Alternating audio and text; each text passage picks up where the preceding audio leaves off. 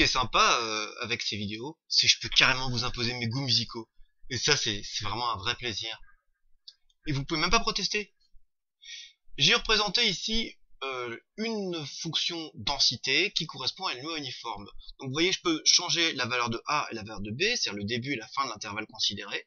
Et en réalité, en écartant A et B, en les rapprochant, je modifie la position du segment qui est la courbe représentative. Parce que l'idée, c'est que le rectangle qui est rouge brique là, son aire doit toujours être égal à 1. Par exemple, on voit par exemple qu'ici, le rectangle il a 4 petits carreaux, et 4 petits carreaux ça fait une aire de 1. Ici, toujours 4 petits carreaux, toujours une aire de 1.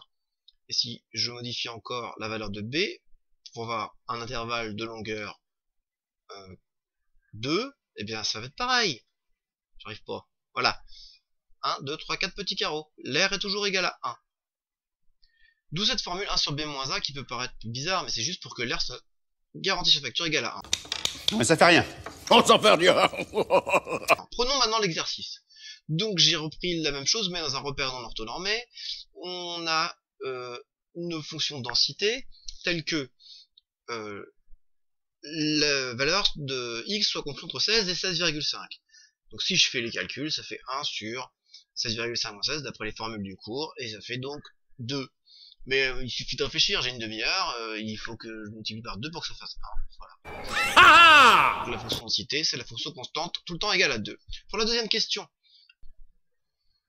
À présent, on va s'intéresser à la deuxième question. On nous demande quelle est la probabilité que Monsieur Lettré achète son journal entre 16h20 et 16h30. J'ai placé ici le segment qui correspond à 16h20, donc ça correspond à l'aire ici. Mais on dirait bien que c'est un tiers de la surface totale. Mais si on réfléchit, ça l'est, puisque en réalité, on a une demi-heure, d'une manière générale, pour la longueur de l'intervalle, et 10 minutes pour l'intervalle considéré. 10 minutes, c'est bien un tiers de une demi-heure. Donc c'est la réponse. Et boujou.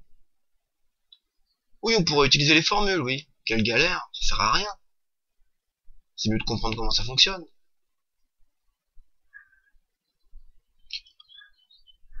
Vendredi, 16h15, et le gérant du kiosque n'a pas encore vu Monsieur Lettré.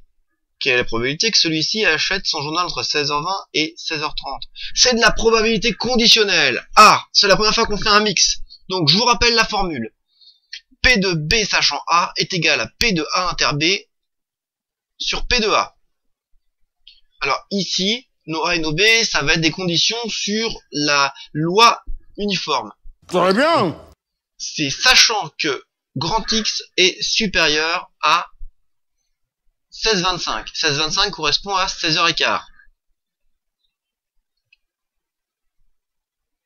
On cherche la probabilité que X soit compris entre 16,33 à l'infini et 16,5.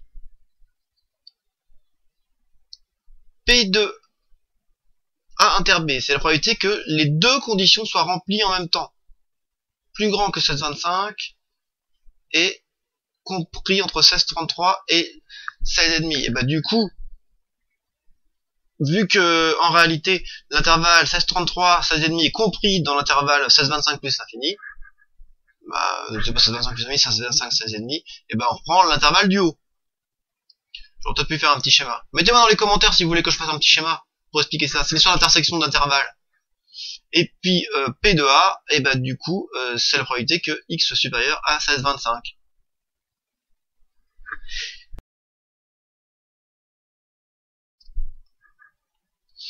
Alors celle du haut on l'a déjà calculé, c'est un tiers, et la probabilité que X soit supérieur à 16,25, c'est un demi. Puisqu'il y a la moitié du temps avant un quart d'heure, avant 16h15 et la moitié du temps après 16h15. Je fais le petit calcul, youpidou, ça fait 2 tiers. Bravo Arthur. C'est vachement dur.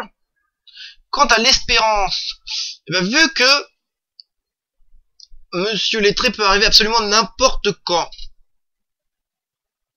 l'espérance, ça correspond à la moyenne entre les valeurs extrêmes.